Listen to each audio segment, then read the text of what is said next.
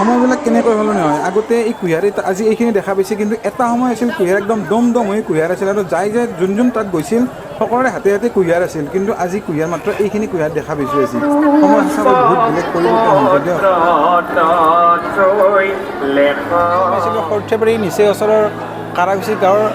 মাধৱদেৱৰ পদশিলা সত্ৰত আৰু আজি আছিল 428 সংখ্যক তিৰোভাৱ তিথি আৰু অসমৰ বিভিন্ন ঠাইৰ লগতে কাৰাকুচি গাঁৱতো ইয়াত সত্ৰত বহুত ধুনীয়াকৈ আয়োজন কৰিছে আপোনালোকে চাওকচোন বৰ্তমান মোৰ পিছফালত যিখন ভজন বিহাৰ যিখন নাট আছে সেইখন চলি আছে আৰু কণ ল'ৰাবিলাকে যিবিলাকে শ্ৰীকৃষ্ণ হৈছে বা বিভিন্ন শ্ৰীকৃষ্ণৰ সখীবিলাক হৈছে তেখেতসকলে বৰ্তমান ভজন কৰি থকা দৃশ্যটো দেখা পোৱা গৈছে আৰু সঁচাকৈ বহুত বেছি ধুনীয়া লাগছে ভাল লাগছে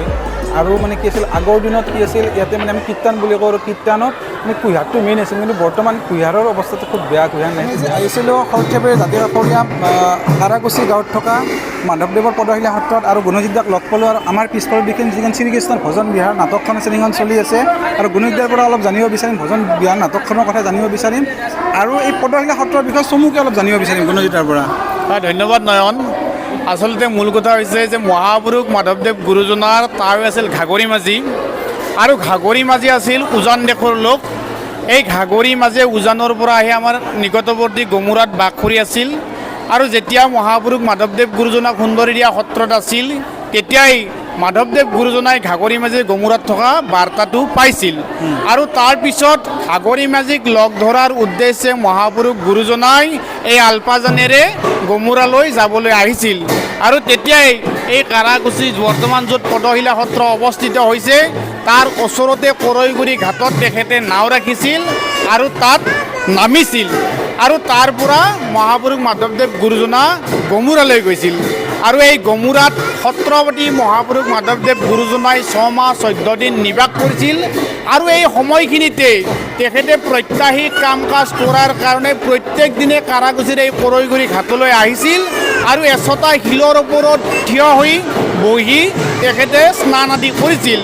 কালক্ৰমত এই শিলচটাত তেখেতৰ পদচিহ্ন ৰৈ যায় আৰু পৰৱৰ্তী সময়ত ভূমিকম্পত এই শিলচটা আলপাৰ বুকুত হেৰাই যায় 1931 চনত এইখন গাঁৱৰে এগৰাকী ধৰ্মপ্ৰাণ ব্যক্তি কান্তেশ্বৰ চৌধুৰী তেখেতে সপোনত আলপাৰ বুকুত পদশিলাৰ উমান পায়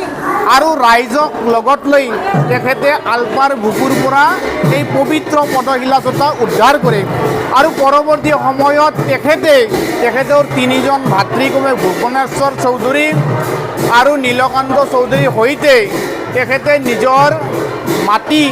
এই সত্ৰৰ নামত দান কৰে আৰু ইয়াত পদশিলা সত্ৰ প্ৰতিষ্ঠা হয় সেই তেতিয়াৰ পৰা 1931 চনৰ পৰা আজি সুদীৰ্ঘ 90 বছৰতকৈ অধিক কাল ধৰি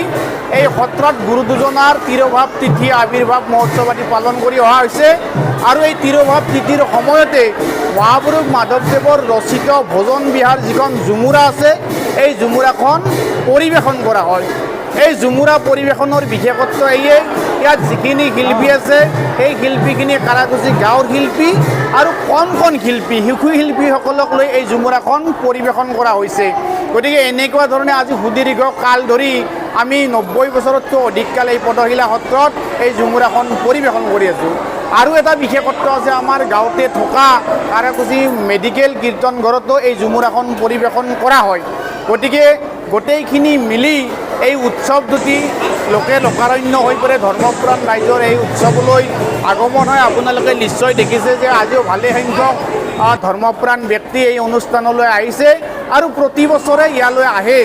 আৰু আমি আশা ৰাখিম যে অনাগত দিনতো তেখেতসকলে ইয়ালৈ আহি থাকক আৰু এই অনুষ্ঠানটিৰ শ্ৰীবৃদ্ধিত সহায় সহযোগিতা আগবঢ়াওক পদশিলা সত্ৰৰ আজি যিটো ভজন বিহাৰ নাটকখন আছে তাত এনেকৈ চলি আছে তাৰে সন্মুখ ভাগতে এই যিটো পদশিলা বুলি আমি যিটো কওঁ পদশিলাটো এই বাকচৰ ভিতৰত পদশিলাটো আছে মাধৱদেৱৰ গুৰুজনাৰ পদশিলাটো এই বাকচৰ ভিতৰতে আছে সংৰক্ষণ কৰি ৰাখি থৈছে বাকচৰ ভিতৰতে এইখিনি দেখা পাইছে আৰু এই পদশিলাটো কেন্দ্ৰ কৰি এই গোটেই সত্ৰখন আছে আৰু গোটেই অনুষ্ঠানখিনি চলি আছে